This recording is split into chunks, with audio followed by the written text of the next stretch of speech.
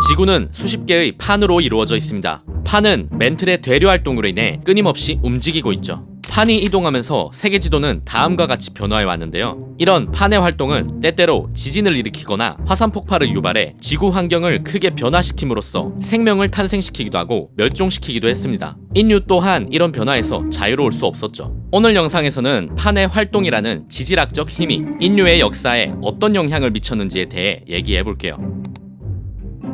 약 3천만 년 전 북동아프리카 지하에서 뜨거운 멘틀 기둥이 솟아올라 땅덩어리가 거대한 여드름처럼 부풀어 올랐습니다. 부풀어 오르던 땅은 길게 늘어나면서 얇아지다가 결국 갈라져 중심부가 주저앉아 버렸죠. 이 사건으로 인해 열대 숲으로 뒤덮인 균일하고 평평한 지역이었던 동아프리카는 고원과 깊은 골짜기로 이루어진 울퉁불퉁한 산악지대로 변했습니다. 비구름이 골짜기 양옆으로 늘어선 산맥을 넘지 못하게 되자 동아프리카의 기후는 매우 건조해졌습니다. 숲이 줄어들고 초원 지역이 늘어나면서 동아프리카의 풍경은 타잔의 무대에서 라이언 킹의 무대로 변해갔죠. 이런 환경 변화는 동아프리카 지역에 살고 있던 인류의 조상들에게 유리한 기회를 제공했습니다. 초원의 확대는 영양이나 얼룩말같이 사람이 사냥할 수 있는 초식 포유류의 개체수를 늘려주었고, 양쪽을 막아선 산악지대는 초식 동물들에게 넘기 힘든 장애물로 작용했죠. 덕분에 조상들은 손쉽게 먹이를 구할 수 있었습니다. 골짜기 여기저기 생겨난 분지들도 인류의 진화에 중요한 역할을 했습니다.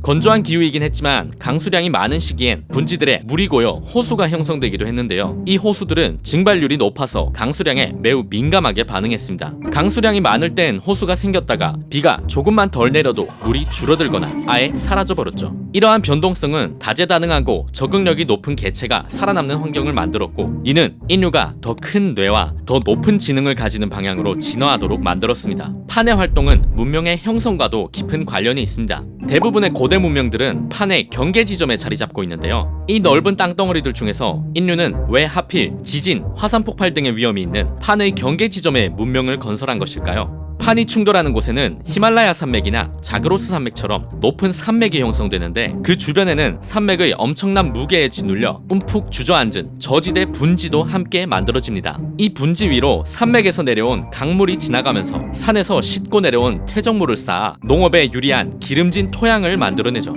이 기름진 땅 위에 많은 문명들이 세워진 것입니다. 미노아, 그리스, 에트루리아, 로마 문명도 모두 판의 경계와 가까운 곳에서 발달했는데요. 이 문명들이 지중해의 남해안이 아닌 북해안에서 집중적으로 발달한 것 역시 판의 활동과 관련이 있습니다. 초대륙이 쪼개진 후 아프리카 판은 다시 북쪽으로 이동해 유라시아 판 밑으로 파고들었어요. 이로 인해 지중해가 만들어지고 판의 경계 지점인 북해안 지역엔 알프스 산맥 등 높은 산맥들이 형성되었죠. 이후 기후변화로 해수면이 높아지자 해안선이 점점 물밑으로 잠기게 되었고, 북해안은 지금과 같이 복잡한 해안선을 가지게 되었습니다. 현대적인 도로나 철도가 발달하기 이전엔 육로를 통한 교육보다 바다를 통한 운송이 훨씬 쉽고 빨랐기 때문에 북해안의 복잡한 해안선은 사람과 물자의 이동에 매우 유리한 환경을 제공했습니다. 반면 밋밋한 해안선을 가진 남해안은 항구로 쓸만한 곳도 없었고, 뒤에는 사막이 펼쳐져 있어 농업과 정착 생활에도 불리했죠. 그 결과로 많은 고대 문화가 지중해 남해안이 아닌 북해안 지역에서 번성하게 되었습니다. 고층 건물로 가득한 미국 맨해튼의 월가와 미드타운 사이로 낮은 건물들이 늘어선 지역이 있는데, 이러한 건물들의 분포 양상 또한 판의 활동이 만들어낸 결과입니다. 이 지역엔 10억 년 전 판이 충돌하면서 높은 산맥이 만들어졌는데요. 이 산맥은 10억 년의 시간 동안 느리지만 꾸준히 깎여나가 편암이라는 어두운 돌덩어리의 형태로 땅 위에 남게 되었습니다. 이 편암층은 오목한 모양으로 중앙에서 가장자리로 갈수록 오래된 지층이 분포하는데, 단단한 가장자리와 달리 오목한 부분의 지층은